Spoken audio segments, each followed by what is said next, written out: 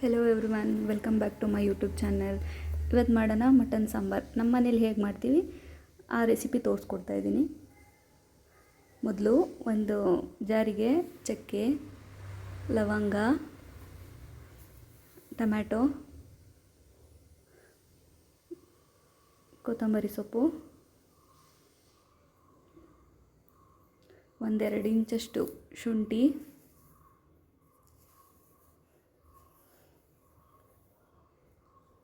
ಬೆಳ್ಳುಳ್ಳಿ,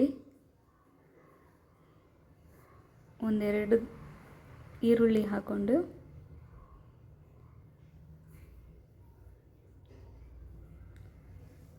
ಸ್ವಲ್ಪ ಅರಿಶಿನ ಸೇರಿಸ್ಕೊಳ್ಳೋಣ.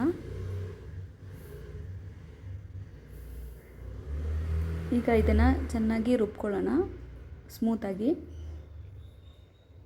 ನೋಡಿ, ಇಲ್ಲಿ ಅರ್ಧ kg ಮಟನ್ ತೊಗೊಂಡಿದ್ದೆ.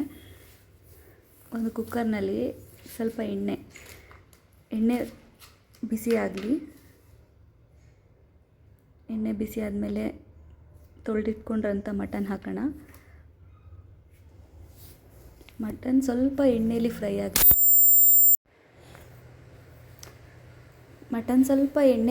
ಆಗಲಿ. ಅದಕ್ಕೆ ಸ್ವಲ್ಪ ಹಾಗೆ ಎಣ್ಣೆಲಿ ಹುರ್ಕೊಂಡು ಸ್ವಲ್ಪ ಕುಕ್ಕರ್ ಮುಚ್ಚಳ ಹಾಗೆ ಮುಚ್ಚೋಣ.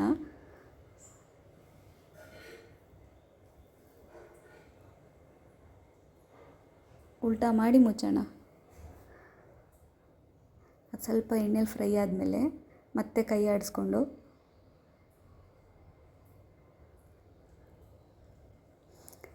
ಇದಕ್ಕೆ ಮೊದಲೇ ರುಬ್ಕೊಂಡಿದ್ವಲ್ಲ ಆ ಮಿಶ್ರಣ ಹಾಕಿ ಮಿಕ್ಸ್ ಮಾಡೋಣ. ಆ ಮಸಾಲೆ ಹೊಂದ್ಕೋಬೇಕು ಅದಕ್ಕೆ.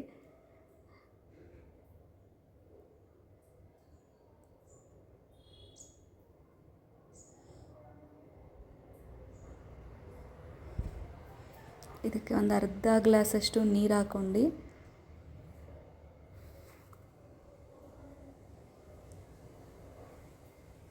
ಮತ್ತೆ ಮಿಕ್ಸ್ ಮಾಡಿಕೊಂಡು ಸ್ವಲ್ಪ ಉಪ್ಪು ಹಾಕ್ಕೊಳ್ಳೋಣ. ಹೀಗೆ ಸ್ವಲ್ಪ ಹಾಕ್ಕೊಳ್ಳಿ, ಆಮೇಲೆ ಬೇಕಾದರೆ ಟೇಸ್ಟ್ ಮಾಡಿಬಿಟ್ಟು ಇದು ಮಾಡಿ. ಈಗ ಅದೇ ಮಿಕ್ಸಿಗೆ ತೆಂಗಿನಕಾಯಿ ಮತ್ತು ಮನೇಲಿ ಮಾಡಿರೋಂಥ ಮಟನ್ ಸಾಂಬಾರು ಪುಡಿ 2-3 ಸ್ಪೂನಷ್ಟು ಹಾಕ್ಕೊಳ್ಳಿ.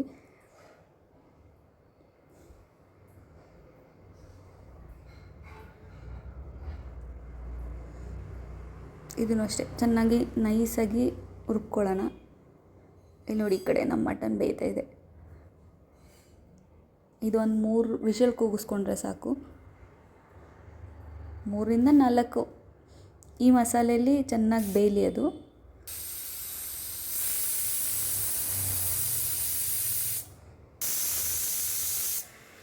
ನೋಡಿ ಆಗಿದೆ. ಇದು ತೆಂಗಿನಕಾಯಿ ಮತ್ತು ಖಾರದ ಪೌಡ್ರು ರುಬ್ಬಿರೋಂಥದ್ದು.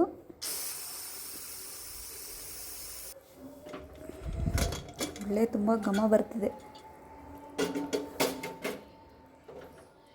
ಈಗ ಮತ್ತೆ ಕೈ ಆಡಿಸ್ಕೊಳ್ಳಿ.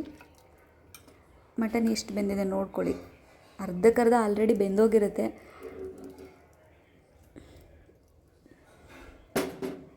ಈಗ ತೆಂಗಿನಕಾಯಿ ರುಬ್ಬಿರೋಂಥ ಮಿಶ್ರಣ ಹಾಕಿ ಚೆನ್ನಾಗಿ ಮಿಕ್ಸ್ ಮಾಡಿ.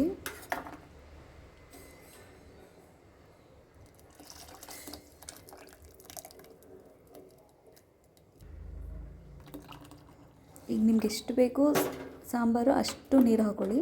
ತೆಳ್ಳಗೆ ಬೇಕಂದರೆ ತೆಳ್ಳಗೆ ಮಾಡ್ಕೊಳ್ಳಿ, ಇಲ್ಲ ಗಟ್ಟಿ ಬೇಕು ಅಂದರೆ ಗಟ್ಟಿ ಇರಲಿ. ಈಗ ಟೇಸ್ಟ್ ನೋಡ್ಬಿಟ್ಟು ಇನ್ನೆಷ್ಟು ಬೇಕಷ್ಟು ಉಪ್ಪು ಹಾಕ್ಕೊಂಡು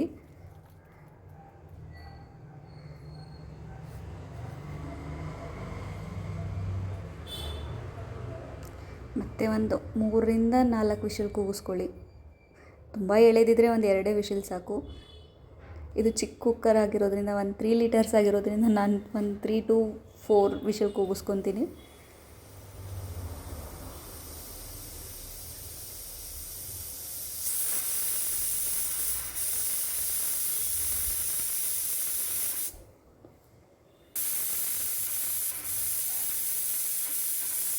ಈ ಕುಕ್ಕರ್ ಓಪನ್ ಮಾಡಿ ನೋಡೋಣ ಹೇಗಾಗಿದೆ ಅಂತ ಅಂದ್ಬಿಟ್ಟು.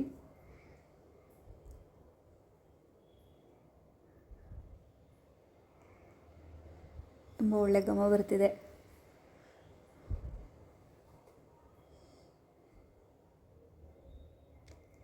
ನೋಡಿ ರೆಡಿಯಾಗಿದೆ ನಮ್ಮ ಮಟನ್ ಸಾಂಬಾರು. ಈ ವಿಡಿಯೋ ಇಷ್ಟ ಆಗಿದರೆ ಲೈಕ್ ಮಾಡಿ, ಶೇರ್ ಮಾಡಿ, ಕಮೆಂಟ್ ಮಾಡಿ.